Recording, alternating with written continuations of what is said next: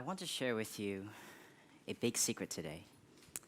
And it's not one that a lot of you are going to want to hear. But at the same time, it's so important that I have to tell you. And that secret is this. What if I told you that every single day kids go to school, they become less intelligent? Now, how could that be possible? When kids go to school, they learn things, right? And they accumulate more knowledge. So if anything, they should be getting smarter. How could they possibly be getting less intelligent? What am I talking about? Well, I do hope to illustrate that to you today. Before I turned 14, I was a kid that did not know what he wanted in life. So usually when you go up to a 5 or a 6-year-old and you ask him, what do you want to be when you grow up? He'll say an astronaut or a businessman. I wanted to be a professional Call of Duty player. And since I had no idea about what I wanted to be when I grew up, I just listened to my parents almost 100% of the time. I trusted that they knew what was best for me. My parents wanted out of me what any typical parent would want out of their child. So go to school, keep up your grades, get out and exercise once every few years. And I was trying to do everything they asked of me, except the problem was, I wasn't even that good at school.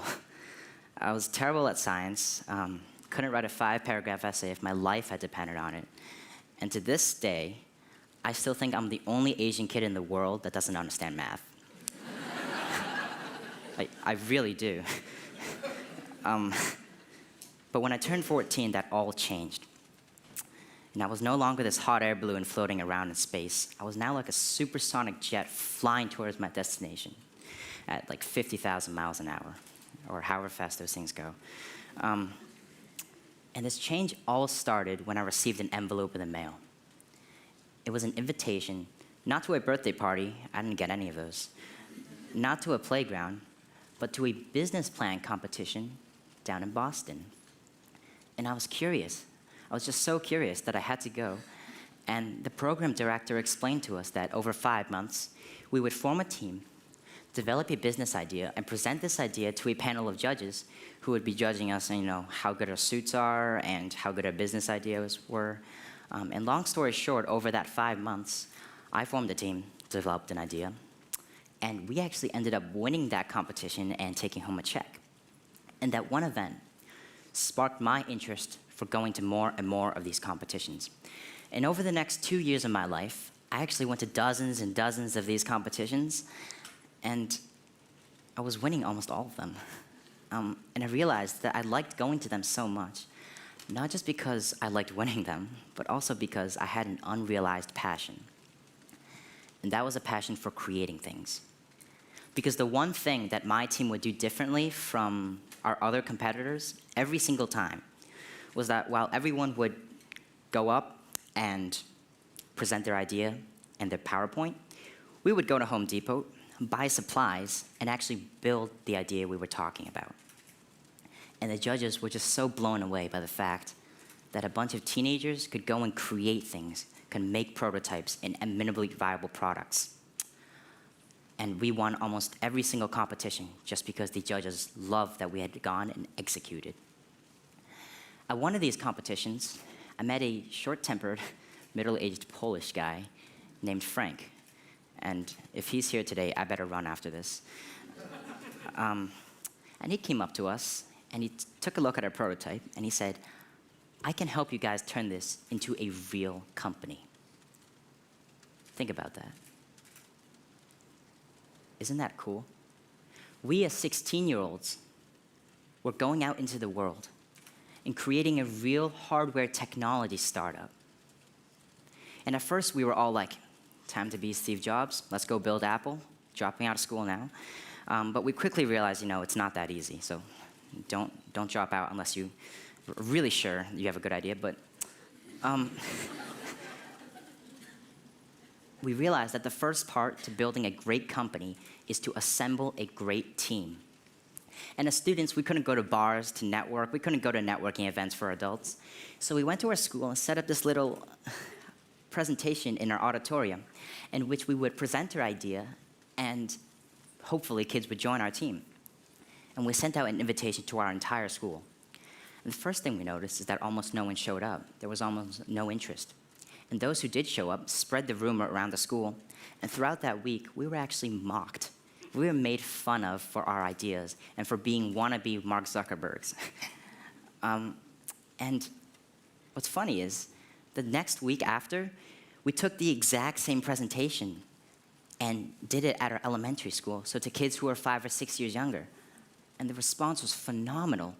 These kids were throwing their lunch money at us, asking if they could buy our prototype. They were asking for our pre-money evaluation, which I know you guys know from watching Shark Tank, but it was amazing that these kids even knew terms like that existed when they were too young to even probably pronounce some of these words.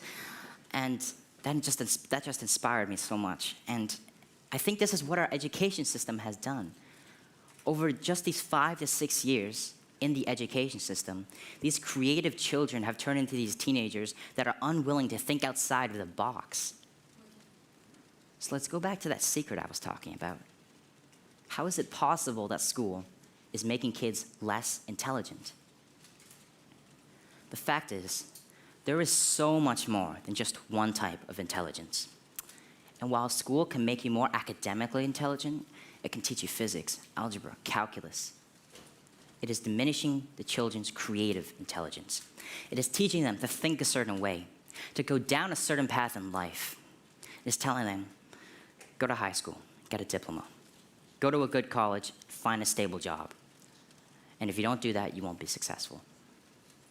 And if that was true, how am I even standing here today?